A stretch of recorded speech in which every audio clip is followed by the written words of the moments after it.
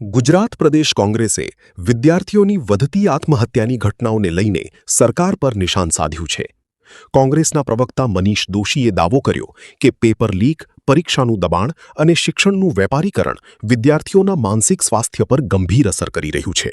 સાથે જ શિક્ષણ વ્યવસ્થામાં સુધારાની માંગ કરવામાં આવી। શું કહે છે કોંગ્રેસ પાર્ટીના મુખ્ય પ્રવક્તા ડોક્ટર મનીષ દોશી? આવો સાંભળીએ। દેશની અંદર વધતા જતા વિદ્યાર્થીઓના આત્મહત્યા એ સમગ્ર દેશ માટે ચિંતાનો વિષય છે। પેપર લીક થવાની ઘટના વખતે આપણે નીટ 2026માં જોયું, 22 જેટલા વિદ્યાર્થીનીઓએ પોતાનું જીવન ટૂંકાવ્યું હતાશા, નિરાશાના કારણે। અને આ પેપર લીક પછી જે 22 બાળકોએ સમગ્ર દેશમાં જીવન ટૂંકાવ્યું, આપઘાત કર્યા, તેમાંનો એક વિદ્યાર્થી કહાન પટેલ પણ ગુજરાતનો આપણા સૌના માટે ચિંતાનો વિષય છે। પરીક્ષા વ્યવસ્થા, પેપર લીક, ગેરરીતિ, ગોલમાલ અને મા બાપો માટે વધતા જતા આર્થિક ખર્ચ, એના કારણે સમગ્ર દેશની શૈક્ષણિક વ્યવસ્થા સામે અનેક પ્રશ્નો ઊભા થયા છે। ગુજરાતની અંદર છેલ્લા 3 વર્ષની અંદર એટલે કે 2022, 2023, 2024 જે NCRBના ડેટા છે એ મુજબ 1899 જેટલા વિદ્યાર્થીઓએ આત્મહત્યા કરીને જીવન ગુમાવ્યું। એટલે કે દર 2 દિવસે 3 વિદ્યાર્થીઓ પોતાનું જીવન ટૂંકાવી રહ્યા છે।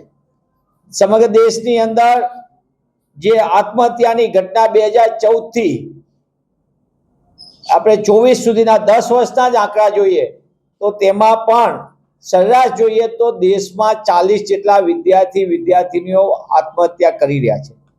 આપણા માટે ચિંતાનો વિષય એ પણ છે કે એક તરફ શિક્ષણનું સતત વધતું જતું વેપારીકરણ, વારંવાર પેપર ફૂટવાની ઘટના, એટલે કે છેલ્લા 10 વર્ષની અંદર 152 થી વધુ પેપરો ફૂટ્યા હોય, 9 કરોડ જેટલા વિદ્યાર્થી અને એના પરિવારો આ વ્યવસ્થાનો ભોગ બન્યા હોય, તેવા સંજોગોની અંદર સરકાર માત્ર વાતો કરે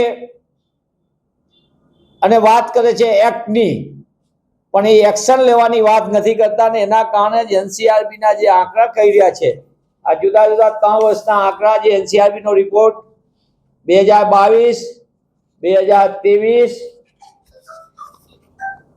અને 2024 આ ત્રણેય વસ્તુ કહી રહી છે કે બાળકોના આત્મહત્યામાં સતત વધારો થઈ રહ્યો છે।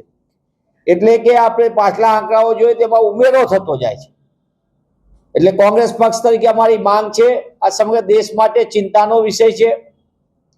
જેના પરિવારમાંથી બાળક આત્મહત્યા કરી જીવન ટૂંકાવે, પરિવારની મનોદશા સમજવી જોઈએ। વર્ષો સુધી એની અસર રહેતી હોય છે પરિવાર ઉપર, અને એવા સંજોગોમાં આ માત્ર સમાજની કે કોઈ એક પરિવાર પૂરતી નથી હોતી, પણ આ સમગ્ર સરકારની નિષ્ફળતાનું વળવું ચિત્ર બતાવે છે।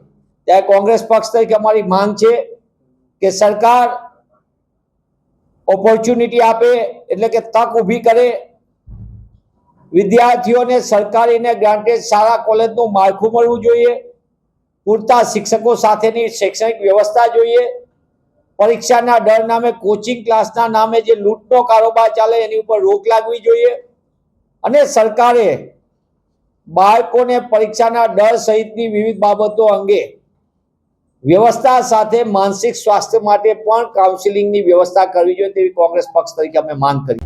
ऐसे ही अन्य खबरों के लिए चैनल को सब्सक्राइब कीजिए। खबरों का नोटिफिकेशन पाने के लिए बेल आइकॉन को जरूर दबाएं।